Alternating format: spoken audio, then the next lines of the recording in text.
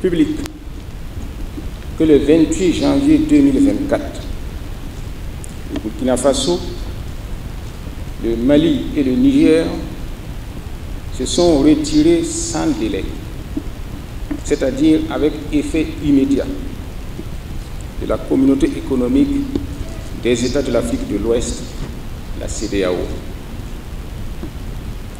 On peut comprendre que cela suscite des interrogations, dans la mesure où la CEDEAO fait partie des institutions les plus familières de la sous-région, au point que certains s'imaginent que sans la CEDEAO, l'oxygène va disparaître de nos pays. Je voudrais partager avec vous quelques réflexions sur les causes et les perspectives résultant de ce retrait. Quelle est l'origine des régimes de transition au Mali, au Burkina et au Niger? Depuis la disparition du guide libyen Mohamed Kadhafi en 2011, le Mali et le Niger ont aussitôt, tour à tour, été confrontés au terrorisme. Des dizaines de soldats maliens et nigériens ont été sauvagement tués, parfois égorgés. La population civile a été contrainte de choisir entre l'embrigadement et l'enrôlement forcé et l'exil.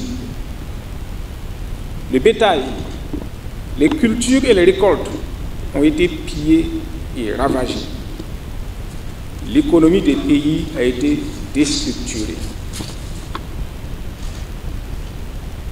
Pendant ce temps, tout le monde regardait faire. Ni l'Union africaine, ni la CEDEAO n'ont volé au secours de ces pays. La communauté internationale, avec des larmes de crocodile, a envoyé une force pour, soi-disant, aider le Mali. En réalité, c'était pour ériger une barrière de protection des terroristes.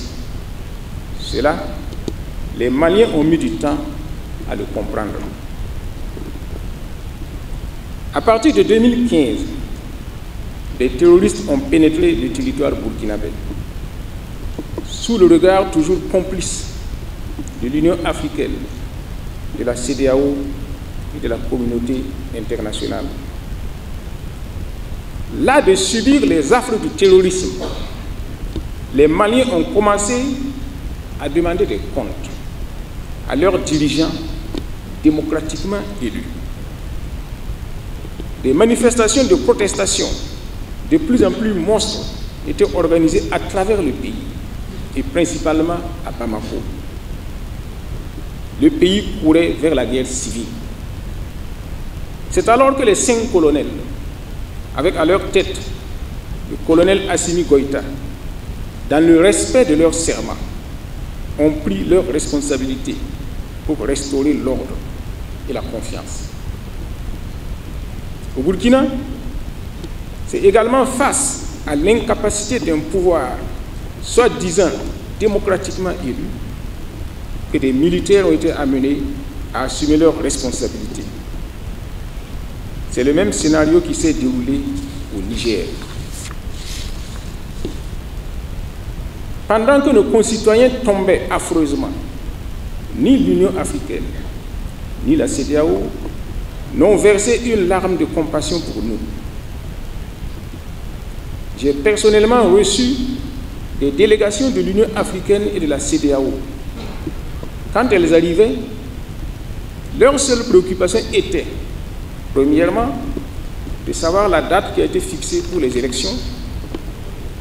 Deuxièmement, de rencontrer les partis politiques qui sont eux-mêmes responsables de la situation que nous vivons.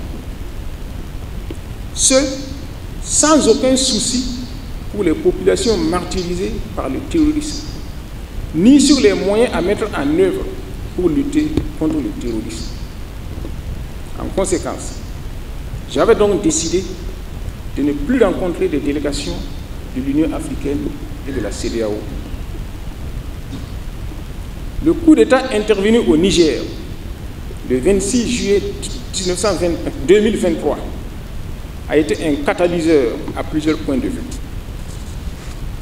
Après avoir perdu le Mali et le Burkina, l'impérialisme français et ses alliés occidentaux ne pouvaient se résoudre à voir leur empire s'effriter sans réagir.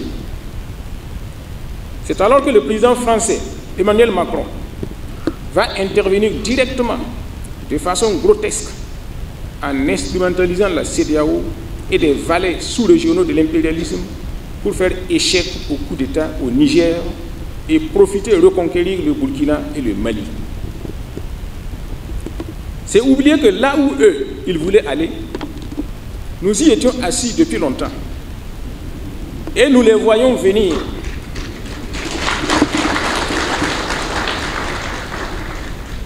Nous ne sommes pas nés de la dernière pluie. Nous nous sommes abreuvés aux sources de Thibaut Bakary, de Modibo Keïta et de Thomas Sankara. Aucun divertissement, ni aucune direction ne saurait nous surprendre. C'est ce qui a conduit à la déclaration conjointe du Mali et du Burkina du 31 janvier 2023 en soutien au régime de transition du Niger, à l'armée du Niger et au peuple nigérien. C'est ce qui a conduit à la création de l'Alliance des États du Sahel le 16 septembre 2023 par les 3 chefs d'État du Burkina, du Mali et du Niger. C'est ce qui a conduit au retrait de la CEDEAO des 3 pays le 28 janvier 2024. Après ce retrait, quelles peuvent être les perspectives? Je voudrais rappeler ici que le 9 février 2023, je recevais les ministres des Affaires étrangères du Burkina, de la Guinée-Conakry et du Mali. À cette occasion, j'ai eu à rappeler que la CEDEAO a été créée le 28 mai 1975 et que nos pays ont existé avant la création de la CEDEAO. La période pendant laquelle il y a eu le plus de mouvements de population, plus de libre circulation, c'est avant la création de la CEDEAO.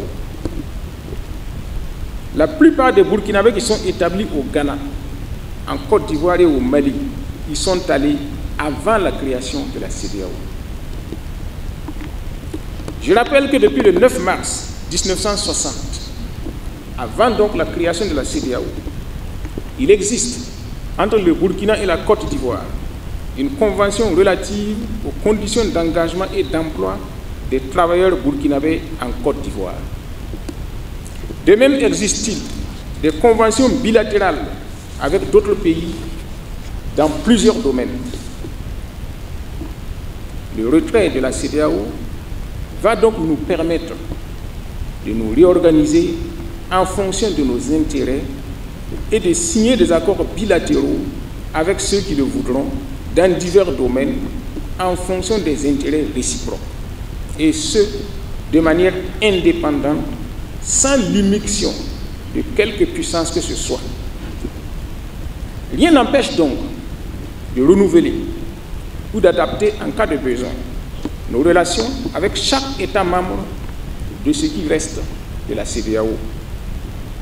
Mais plus jamais, personne ne pourra encore instrumentaliser une institution, quelle qu'elle soit, ou un État quelconque, pour nous imposer ou nous faire subir quoi que ce soit.